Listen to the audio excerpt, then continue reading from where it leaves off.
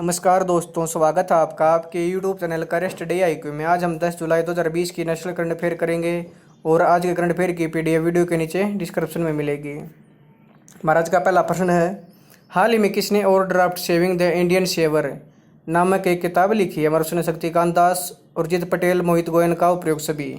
इसका सही आंसर है उर्जित पटेल ने। आरबीआई के पूर्व गवर्नर उर्जित पटेल ने overdraft saving the Indian saver नामक एक किताब लिखी है जो इस महीने के अंत में रिलीज होगी। पुस्तक गैर निष्पादित परिसंपत्तियों मुद्दे पर केंद्रित है जिसने हाल ही के वर्षों में भारतीय बैंकिंग को प्रभावित किया है।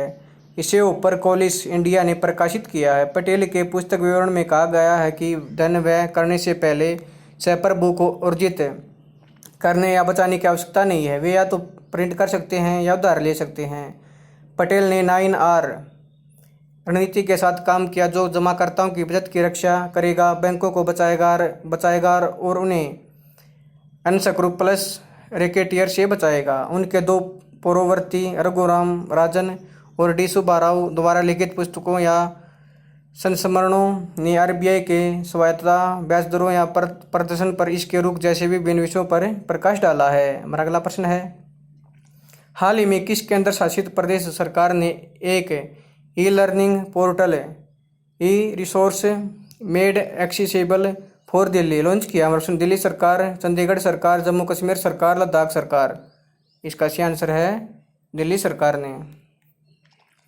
दिल्ली सरकार ने एक e learning portal e resource made accessible for Delhi launch किया गया। यह ई लर्निंग पोर्टल दिल्ली सरकार द्वारा विकसित किया गया है।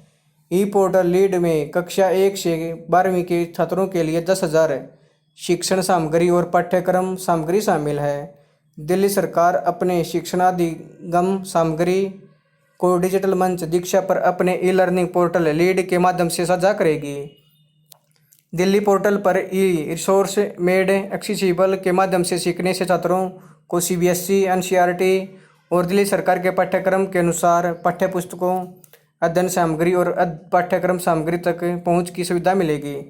यह छात्रों को मूल्यांकन सहित डिजिटल QR कोड, पाठ्यपुस्तकों, व्याख्यात्मक वीडियो, अभ्यास प्रश्न भी प्रदान करेगा। दिल्ली के मुख्यमंत्री हैं अरविंद केजरीवाल, दिल्ली के राज्यपाल हैं अनिल बैजल। हमारा अगला प्रश्न है, हाल ही में कौन सी सरकार पौधे लगाओ पर्यावरण बचाओ अभियान के तहत एक मेगा ट्री प्लांटेशन ड्राइव शुरू करेगी? हमारा प्रश्न महाराष्ट्र सरकार, पंजाब सरकार, उत्तर प्रदेश सरकार, दिल्ली सरकार।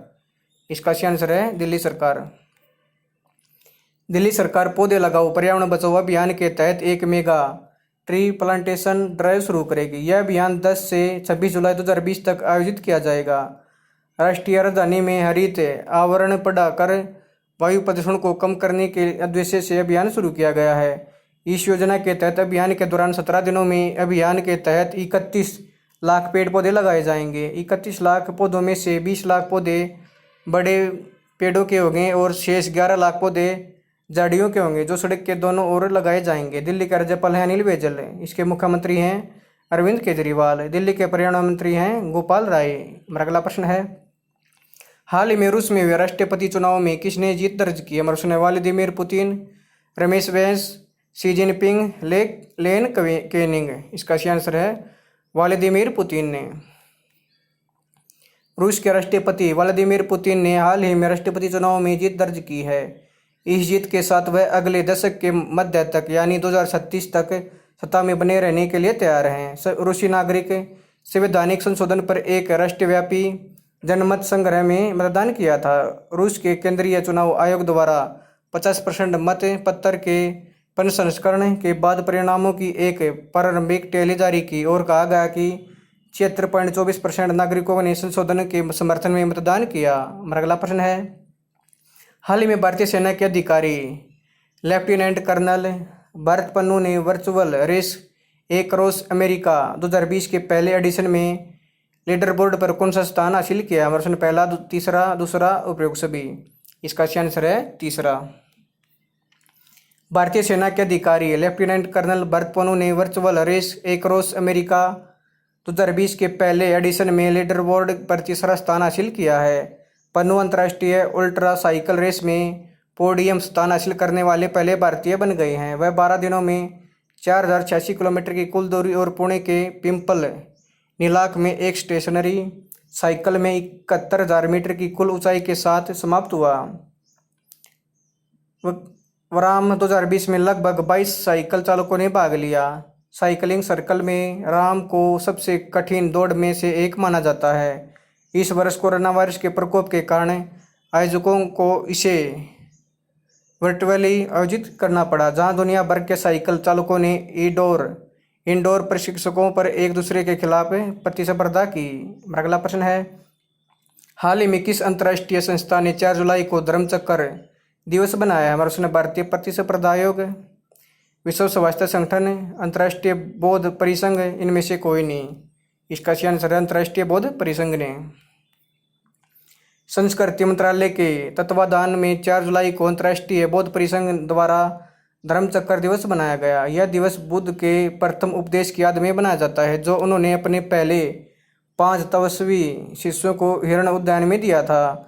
वर्तमान समय यह जगह उत्तर प्रदेश के वाराणसी के पास सारनाथ यूपी के समीप स्थित सारनाथ में स्थित है। इस दिन को गुरु पूर्णिमा के रूप में बौद्धों के साथ साथ हिंदू भी मनाते हैं। यह दिन शिष्यों का गुरु के प्रति समर्पण और गुरु के महत्व को दर्शाता है। बौद्ध धर्मचक्र दिवस को धर्मचक्र परिवर्तन या धर्म के चक्कर की ओर मुड़ने के दिन के रूप में भी मनाते हैं।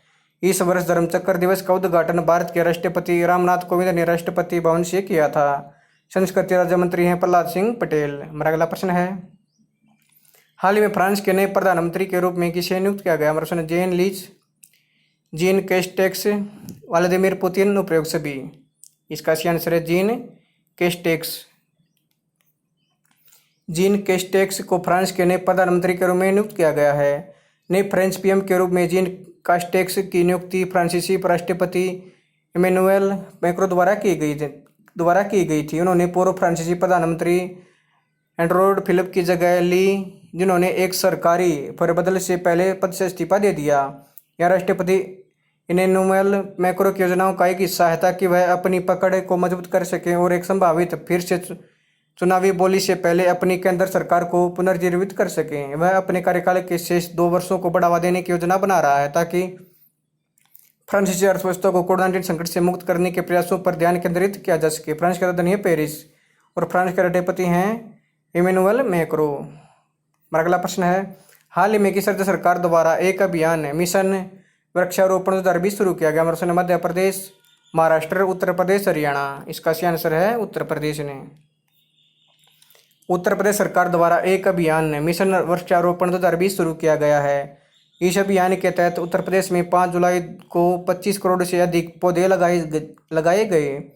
गुरु पूर्णिमा के अवसर पर वृक्षारोपण अभियान शुरू किया गया था और इसलिए कई लोगों ने अपने घरों के सम्मान में पौधे लगाए। मिशन वृक्षासन अभियान के तहत फिक्स, धर्मियोसा, पीपल, फिक्स, विरेंस, पकड़, मुलवारी, नीम, जामुन, अर्जुन, सहजन और बरगद सहित 201 से अधिक प्रजातियों के औषधीय फल देने वाले पर्यावरण छायादार चारे और अन्य महत्वपूर्ण पौधे लगाए गए। उत्तर प्रदेश के मुख्यमंत्री हैं योगी आदित्यनाथ, इसके राज्यपाल आनंदीबेन पटेल। हमारा अगला प्रश्न है, हाल ही में किस बैंक ने 1000 शहरों में जीप ड्राइव नामक एक पहल के माध्यम से मौजूदा ग्राहकों को तत्काल कारण प्रदान करने की घोषणा की है? हमारा प्रश्न है HDFC bank, PNB bank, axis bank, इनमें से कोई नहीं। इसका सही आंसर है HDFC बैंक ने।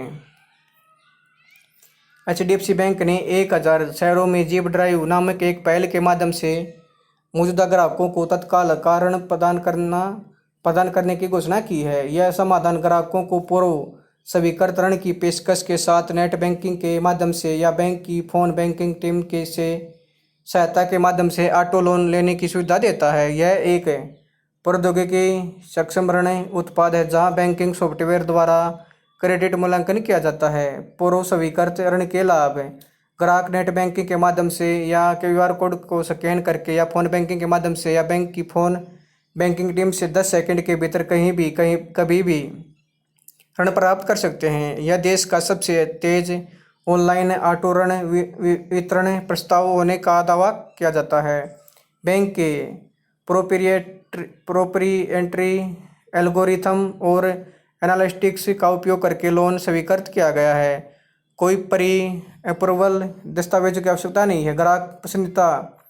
ग्राहक पसंदीदा कार मॉडल, डीलर पात्र सीमा के वितरण से राशि और कार्यकाल ऑनलाइन चुन सकते हैं। वे मूल्य के 100% तक ऑन रोड फीडिंग का विकल्प भी चुन सकते हैं या आकर्षक कीमतों और शर्तों पर बैंक से ऑटो ऋण प्राप्त करने के लिए एक सुविधाजनक और संपर्क रहित रूप प्रदान करता है। ग्राहकों को किसी भी शाखा में जाने की आवश्यकता नहीं है। HDFC बैंक का मुख्यालय है मुंबई, महाराष्ट्र में। इसके प्रबंध निदेशक हैं आदित्य पुरी। अगला प्रश्न है, हाल ही में किसने भारत का पहला social media super application Elyments launch किया? नरेंद्र मोदी, एम वेंकैया नायडू, राजनाथ सिंह, इनमें से कोई नहीं। इसका सही आंसर है एम वेंकैया नायडू ने। भारत के उपराष्ट्रपति एम वेंकैया नायडू ने भारत का पहला social media super application Elyments launch किया है। गुरुदेव श्री श्री रविशंकर के तहत 1000 से अधिक IT पेशेवर एक साथ होम ग्रोन एप्लीकेशन बनाने आए।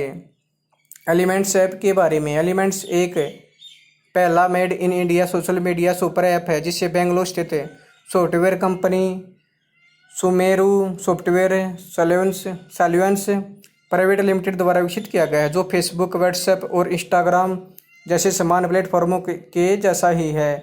भारत में 500 मिलियन से अधिक सोशल मीडिया उपयोगकर्ता हैं, लेकिन इसमें से अधिकांश सोशल मीडिया प्लेटफॉर्म भारत के बाहर की कंपनियों के स्वामित्व में हैं, जो डेटा और डेटा स्वामित्व की गोपनीयता के बारे में संदेश पैदा करता है। एलिमेंट्स तमिल, तेलुगु, कन्नड़ और अंग्रेजी सहित 8 भाषाओं में उपलब्ध है।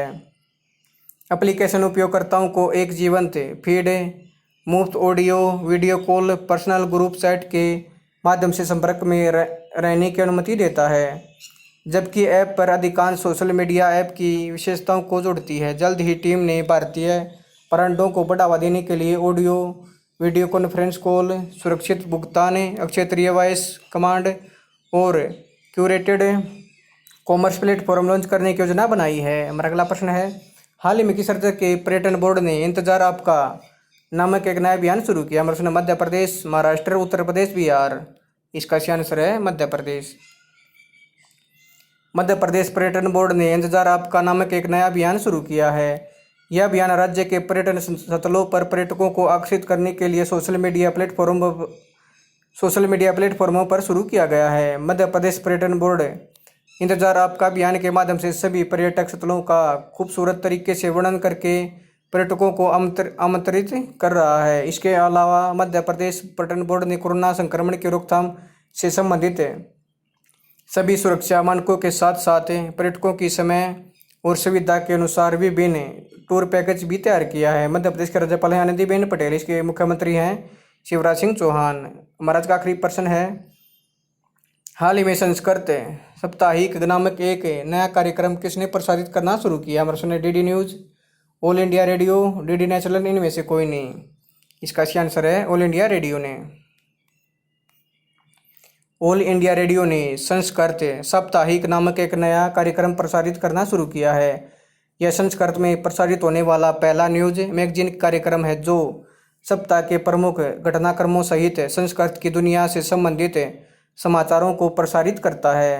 संस्कृत साप्ताहिक एक साप्ताहिक कार्यक्रम है जिसमें सप्ताह भर की प्रमुख गतिविधियां संस्कृत साहित्य, दर्शन, इतिहास, कला और संस्कृति में निहित मानवीय मूल्यों को प्रकट करने वाली सूक्ति, प्रसंग, ज्ञान विज्ञान, बालवल्लरी, एक बार श्रेष्ठ भारत और अन्वीक्षिकी खंड शामिल होंगे। कार्यक्रम में बच्चों और युवाओं की आवाज़ को प्रमुखता दी जाएगी और भारतीय परंपरा और संस्कृति के बारे में उनके विचार प्रस्तुत किए जाएंगे।